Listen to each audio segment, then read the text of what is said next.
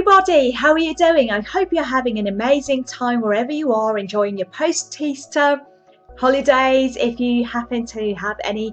And this is Lilia with you again, and we're going to talk about dealing with difficult students today. This is going to be a video for one-to-one English teachers who are struggling with certain students. And as I'm saying, difficult students, I'm fairly sure everybody can imagine a type of student who is particularly challenging to deal with, who had to, to really brace yourself to bring yourself to their lesson and start teaching them. So because we all have those students, we find it very difficult to deal with. Today we're going to talk about certain problems that one-to-one teachers could experience in our job, and plus we're going to look at certain ways, namely 5 ways or 6 ways, I think we're going to go for 6, in which we can deal with those problems. So today we're going to mainly look at 3 problems. Problem number 1, lack of motivation. We've all had those students who are not particularly motivated. Obviously it varies, so we all have our different moods we go through, various phases throughout our lives, and this is okay, it's absolutely fine. But sometimes we get those students who are absolutely non-motivated. Those are very often driven by problem number 2, their parents or their external assessment. So it could be their boss making them go and attend an English course. And here's problem number 3, non-matching personalities of the teacher and the student.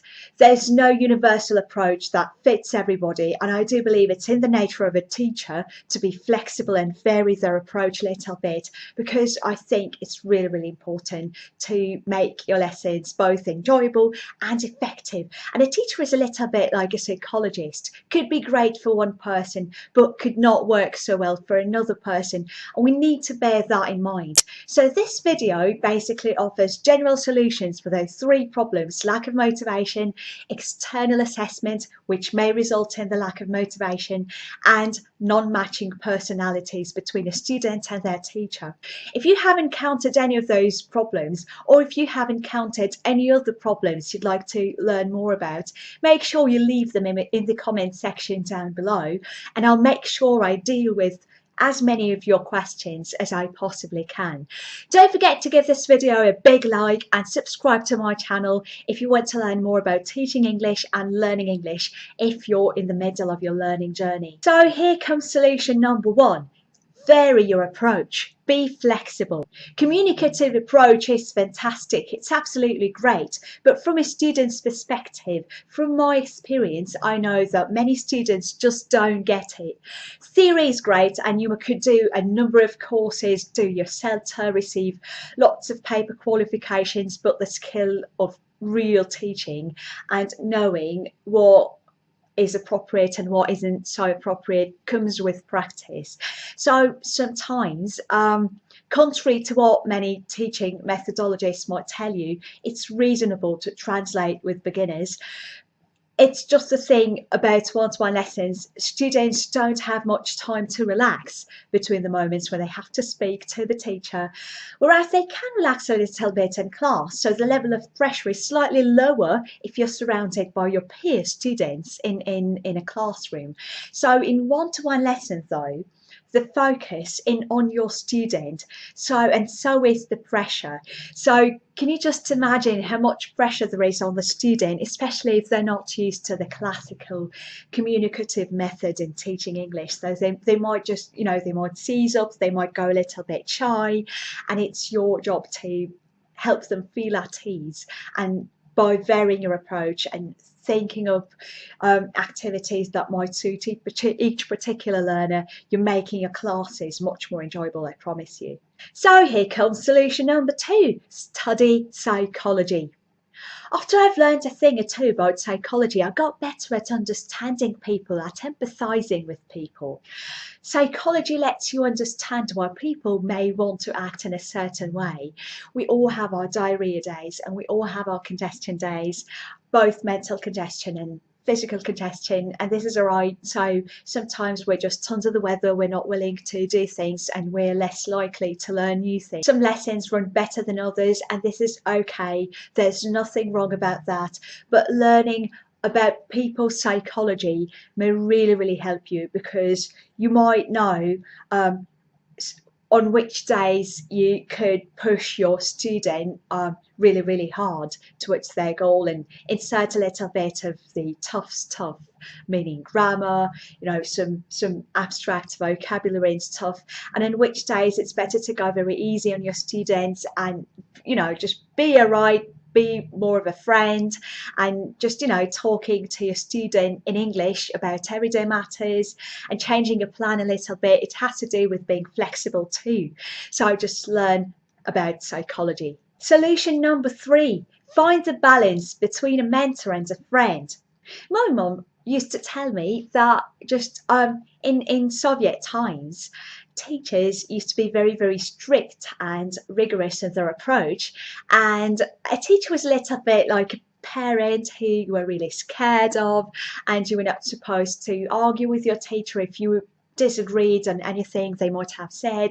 But now it's all changing, and the friendlier and happier atmosphere in class actually helps students enhance their learning capacity, and this is actually great, so use it to your own benefit. Sometimes it may help to talk to a student and ask them how they're feeling. I very often start out my lessons by giving my student a list of adjectives denominating various feelings such as excited, anxious, like a cat and hot bricks. You could have anything, you could throw any idioms in there, and I ask my student to stick to one phrase that describes their particular mental condition of that day, mental state, like their emotions they're experiencing, and very often that really helps the lesson to move on, and the student will be put at ease and they will be feeling happy. And your students' results depend on their life a lot, so you may just want to talk to your student about some private stuff if they're comfortable to talk about. That varies from culture to culture.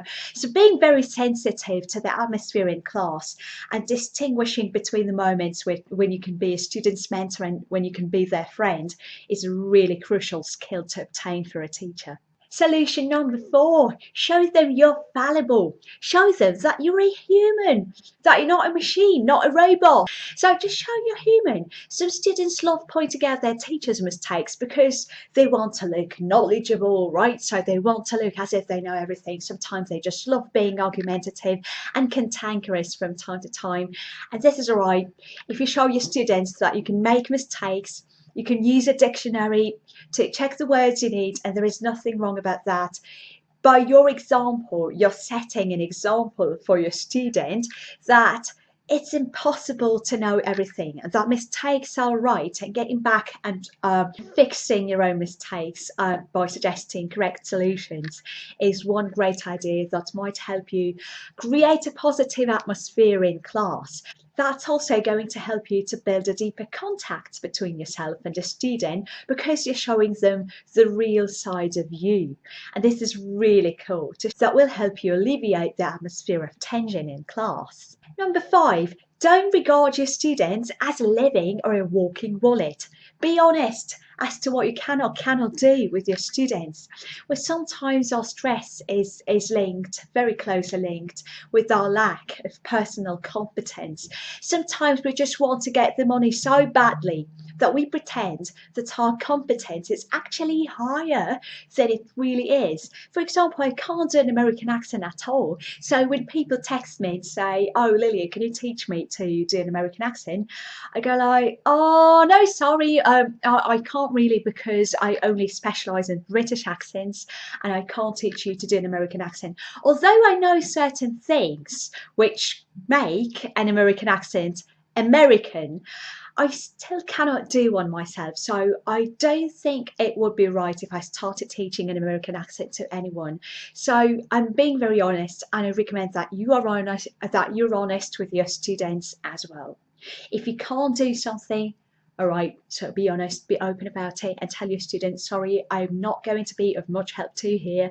It's better to contact another teacher, or here's my colleague's number. He can teach you that, or she can teach you that." Be honest. And here comes tip number 6, solution number 6, teaching the unmotivated.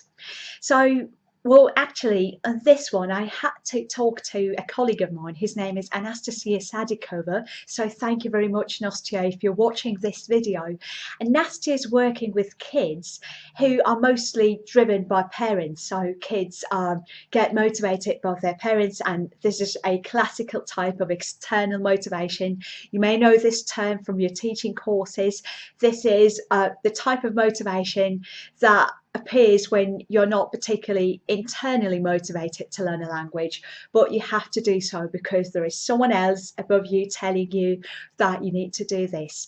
And Anastasia Sadikova, my colleague, has very kindly shared with me her experience of teaching children who have very badly behaved.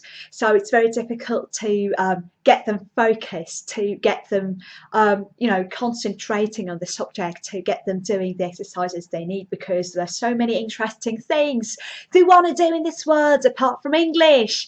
So every time she comes over her students, she tries playing a little bit of drama and being spontaneous and changing the speed of her speech from time to time, and possibly going a little bit stricter, which also might help. So but again, it has to do with variation quite a lot. So the lack of motivation could be cured by various activities, by varied activities, by changing the dynamics and changing the speed of your lesson, throwing in on serious things if you're used to teaching seriously. So just being a little bit different and introducing something different to your class, especially with children. So apparently, as Anastasia told me, this might work very, very well.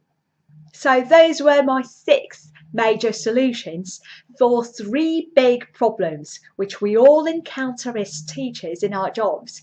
And I really wish everybody of us could create a very relaxed and positive atmosphere which facilitates learning in our lessons. And if we're able to do so, the world will become a better place. Thank you so much for subscribing to my channel and liking this video.